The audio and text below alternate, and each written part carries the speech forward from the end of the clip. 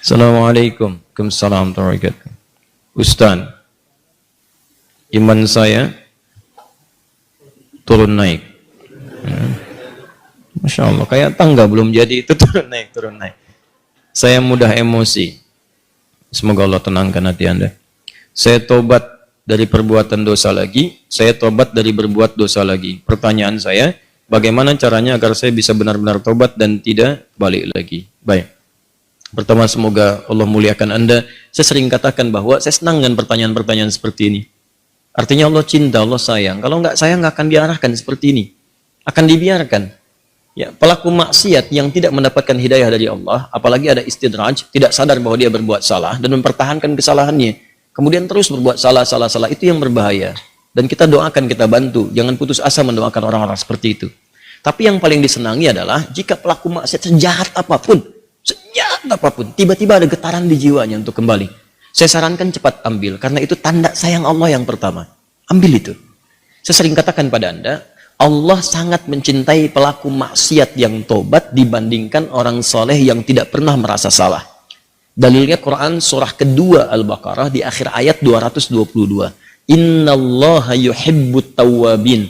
Allah sangat cinta orang yang selalu untuk berusaha tobat. Dan Allah akan tunjukkan jalan. Kalau dia mau ngambil itu, tadi misal, Anda pernah berbuat salah dan terus ada getaran di jiwa, ini salah nih, saya harus berubah. Ini petunjuk Allah, Anda ambil tuh.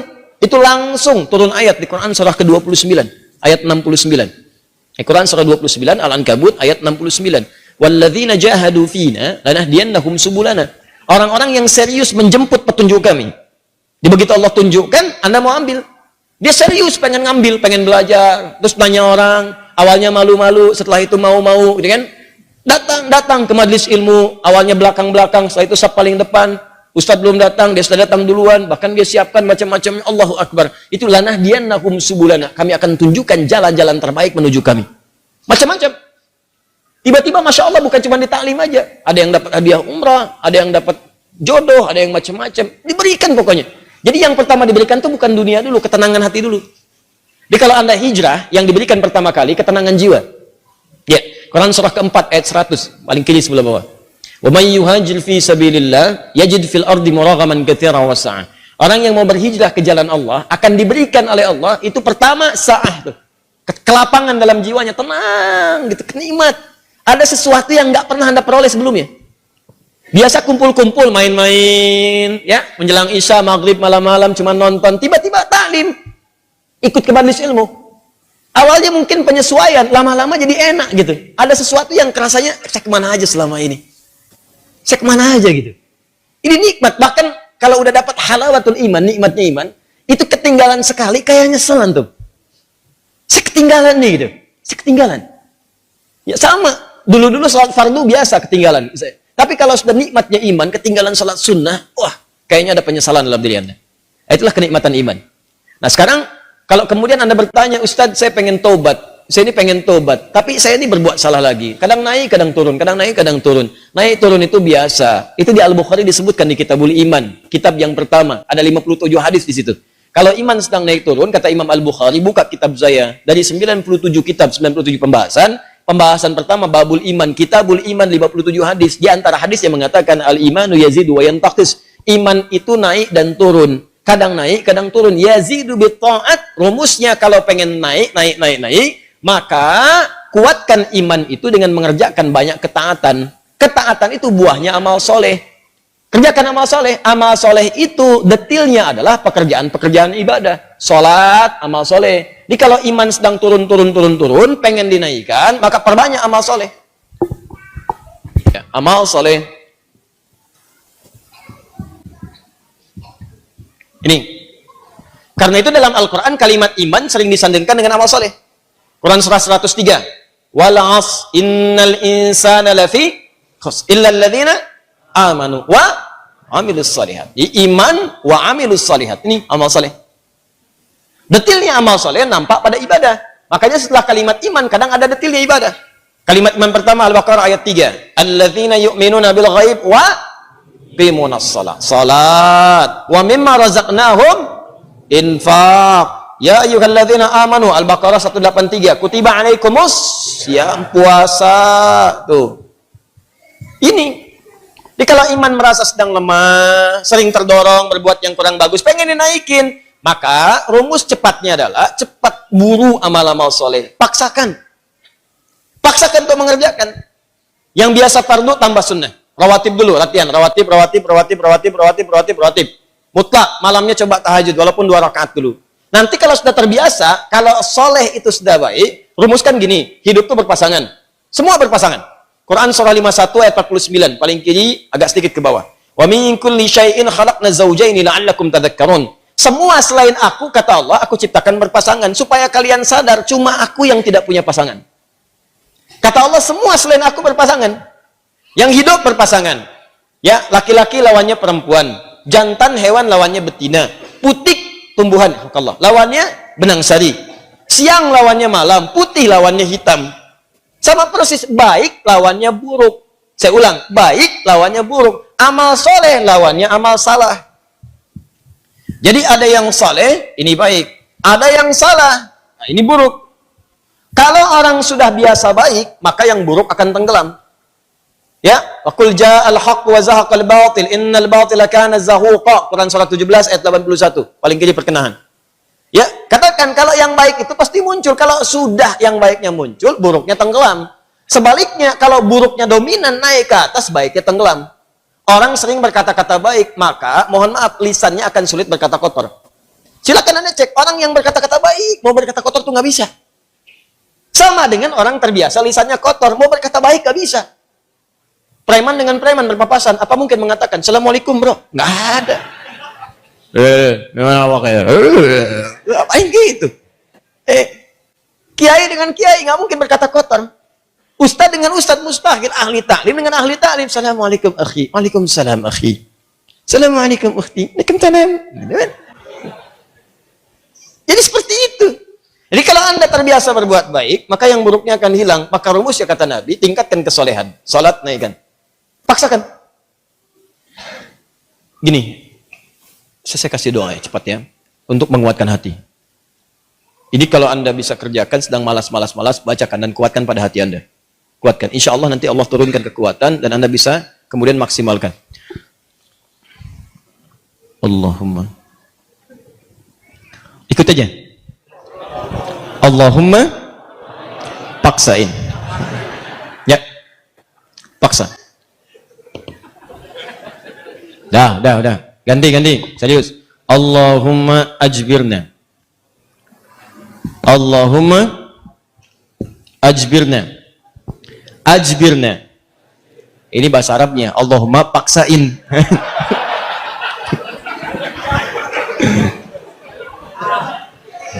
Ya? Paham? Ah, ditingkatkan, naikin salat. Mulai dari salat.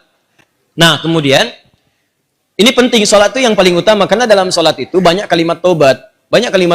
Antum baru takbir aja, habis takbir kan tobat. Coba lihat.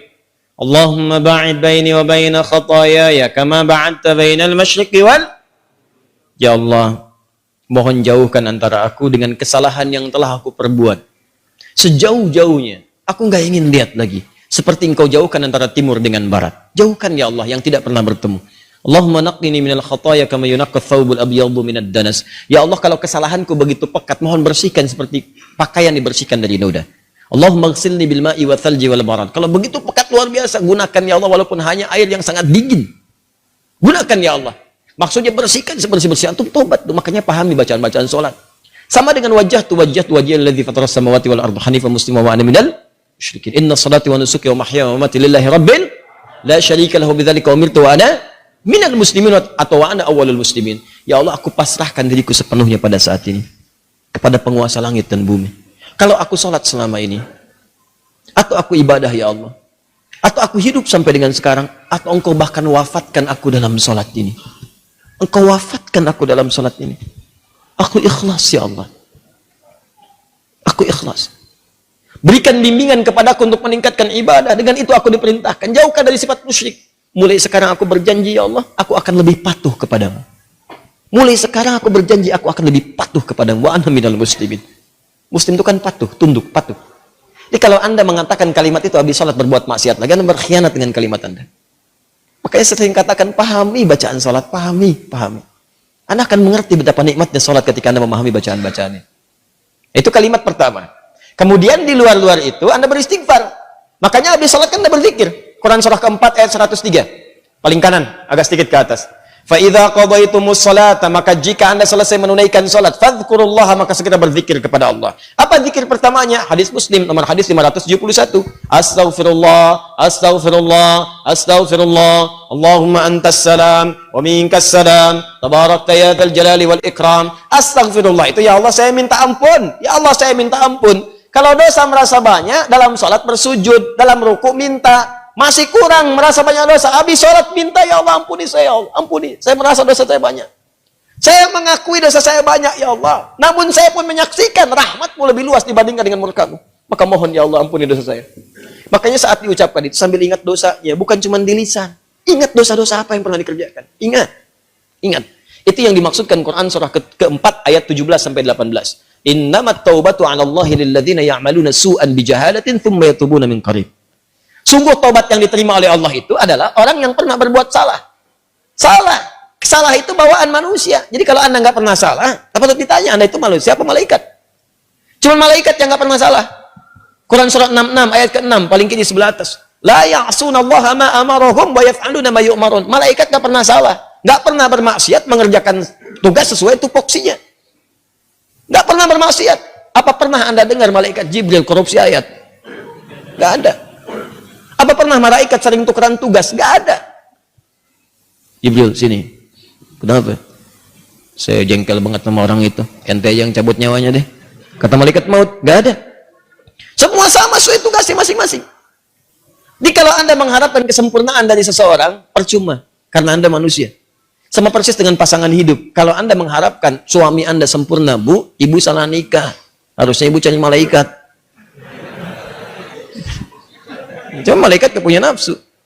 Jadi kalau ada suami salah, wajar namanya manusia. Jangan diekspos kesalahannya. Demikian juga istri kalau keliru, wajar namanya perempuan manusia. Kecuali malaikat. Papa kenapa sih gak pernah mengertiin aku? Mama, papa ini manusia, bukan malaikat. Mama ini. Mama juga bukan setan kan?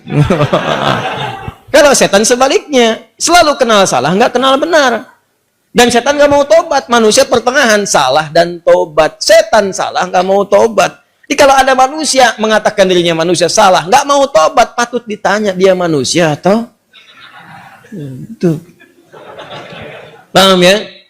Tobat itu terus. Makanya disebut tawab. Tawab itu nggak berhenti. Jadi kalau sekarang belum kerasa perubahan ya, terus tobat, jangan berhenti. Terus tobat. Misal sekarang tobat nih, masih berulang, tobat lagi terus, jangan berhenti. Sampai Anda merasakan bahwa perbuatan itu buruk dan membencinya.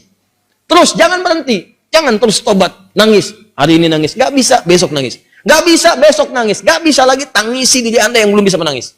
Terus. Dan kalaupun Anda wafat, Anda sedang dihitung wafat dalam keadaan berusaha tobat. Itu poinnya. Bukankah ada orang membunuh 100 orang dan dia berusaha tobat? Dia berusaha tobat, datang ke majelis ilmu. Berusaha di jalan wafat. Dihitung oleh Allah.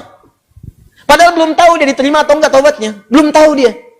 Cuman dia berusaha di jalan mewujudkan tobatnya. Bunuh orang, Anda bayangkan. Maksiat itu udah hatam. Udah lewat bahkan. Ya, dia kerjakan, tapi dia mau tobat. Dia terima getaran jiwanya. Datang, istighfar di jalan meninggal. Diterima tobatnya. Dan kita tidak tahu pelaku maksiat mana yang saat wafat dalam keadaan tobat. Ya, makanya ayo biasakan tobat. Istighfar. Nabi aja biasa istighfar. Nanti kalau sudah enak ada kelapangan. Setelah itu baru diberikan anugerah-anugerah dunia yang dirasakan hilang itu. Awal-awal tuh begitu Pak. Kadang pengen tobat. Saya pengen tobat ya Allah ke masjid. Sholat 2 rakaat tahiyatul masjid. Pulang sepatu hilang. Ya.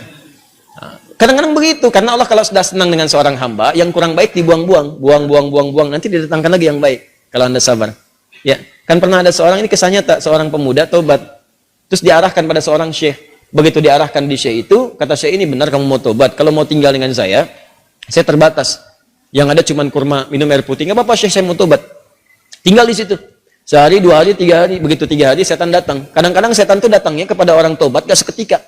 Nanti, beberapa waktu, diarahkan dia kepada maksiat. Jadi kisah nyata, setan membisikkan kepada dirinya, guru kamu ini, syekh kamu, ini sabar banget, makan cuma kurma, air putih. Kamu sudah mulai kuat.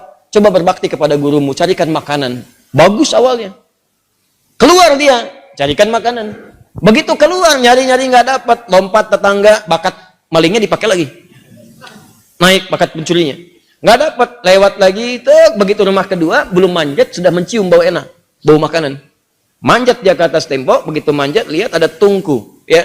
Di situnya di atasnya kemudian ada satu panci, ya.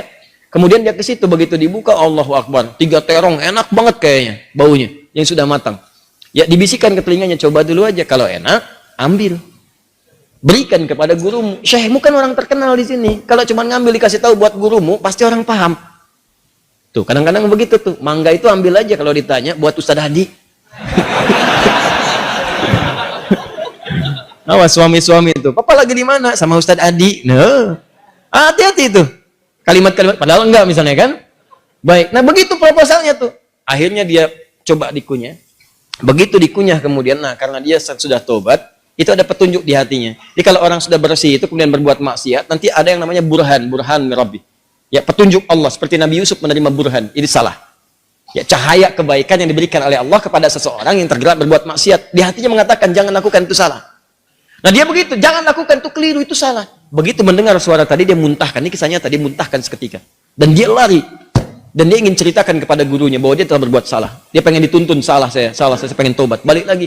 Begitu balik lagi ke tempat gurunya, qadar Allah, begitu pulang ke masjid gurunya, ternyata gurunya sedang berhadapan dengan seorang perempuan. Di luarnya ada bapaknya nunggu, seorang laki-laki tua. Begitu sedang berhadapan, lihat anak muda tadi dipanggil, ya bunaya ta'ala, anak sini, sini. Ya, begitu datang, diceritakan sama gurunya, ini ada seorang perempuan datang pada saya, dia baru ditinggal wafat oleh suaminya, selesai masa iddahnya. Dia datang pada saya untuk dicarikan jodoh. Saya tawarkan pada kamu, maukah engkau menjadi jodohnya? Nah. Kalau Anda dalam situasi seperti itu tuh, wah, udah datang mau taubat, masuk masjid ada durian, tuh kan? Wah, perempuannya cantik, tinggal wafat kemudian oleh suaminya, belum ada keturunan dan seterusnya, baru aja menikah, selesai masa iddah, ditawarkan pada Anda, mau nggak? Nah, lalu laki-laki ini berkata, guru, saya khawatir tidak bisa memberikan apa yang membutuhkan. Saya saja kesini numpang. Apa jawab gurunya? Kamu nggak usah khawatir. Dia diwarisi harta yang sangat banyak. Dia kesini hanya mencari pria soleh yang ingin jadi suami yang mampu membimbing dia ke surga. Kira-kira kalau ada jawaban seperti itu, apakah Anda bersedia atau tidak menolak sama sekali? Oh, baik. Maka sama seperti Anda. Diterimalah kemudian lamaran itu. Ternyata bapak tua tadi yang di luar, bapak si perempuan tadi dibawa ke dalam, kemudian diakadkan. Setelah selesai pulanglah ke rumah. Kisah belum berhenti. Begitu keluar rumah, digandeng erat tangannya tuh, jalan lewat ke rumah tadi yang naik pagar itu. Ya, dia udah dagdikduk tidak karuan, dagdikduk rumahnya ini bukan kan? Alhamdulillah ternyata bukan, lewat. Begitu di rumah yang terong tadi, dia percepat jalannya. Begitu dipercepat, maka terasalah kemudian ada rem di tangannya dari istrinya tadi. Dipegang tangannya, Zauji, ada apa itu, nak? Sayang, ini rumah kita katanya. Rumah terong tadi. Betul. Masuklah ke situ. Aduh, celaka saya katanya kan. Begitu masuk ke situ, bertanya. Polos kayak nanya, Zauji, hal anta ja'i? Sayang, kamu lapar? Jujur dia, nah, saya lapar. Saya 3 hari makan cuman kurma, minum air putih gini. Alhamdulillah. Baik, tunggu sebentar. Begitu ke dapur dia lihat. Wah, terongnya kan bermasalah tuh. Pancinya kebuka, dia rupanya dia menyiapkan terong itu untuk suami barunya. Begitu dilihat terong yang bermasalah, dia teriak, siapa yang makan terong saya? Katanya. Tahan. Kalau situasi itu terjadi, bagaimana respon Anda?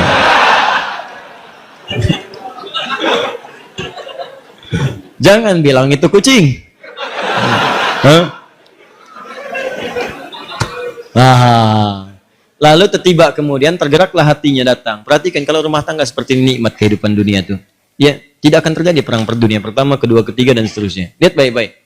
Datanglah suami ini mengatakan dengan jujur, Zauji, sayang. Ini di Quran tuh gini, selalu laki-laki perempuan tuh zauj. Kecuali dalam masalah nanti warisan menggunakan zaujah untuk menunjuk kepada gender perbedaan hak waris. Zauji, sayang. Kisahnya begini katanya. Aku ini sebetulnya mencarikan makanan untuk guruku. Lalu setan membisikkan sampai tiba-tiba ke sini aku buka ada terong, aku cicipi. Tapi demi Allah, tidak aku telan, aku muntahkan karena takutku kepada Allah. Sampai aku kembali, tadinya mau tobat. Sama guru dipanggil, suruh nikah sama kamu. Sampai ke sini. Dia jelaskan semua kisahnya. Apa yang terjadi? Kalau ibu mendengar kisah tadi, apakah ibu akan balik lagi kepada guru mengatakan? Kalau ini terjadi pada setiap perempuan, maka damailah kehidupan di rumah tangga dan di bumi. Tenang kehidupan di bumi. Perhatikan kata perempuan ini. Apa yang dia katakan? Bagaimana anugerah Allah diberikan pada pemuda yang tobat ini. Ahli maksiat, tobat, dapat ketenangan, dan apa hasilnya? Perhatikan. Wallahi, demi Allah. Secuil terong yang engkau muntahkan karena Allah itu, maka Allah ganti dengan seluruh terongnya, panci tempat terongnya, rumah tempat terongnya, plus pemilik terongnya.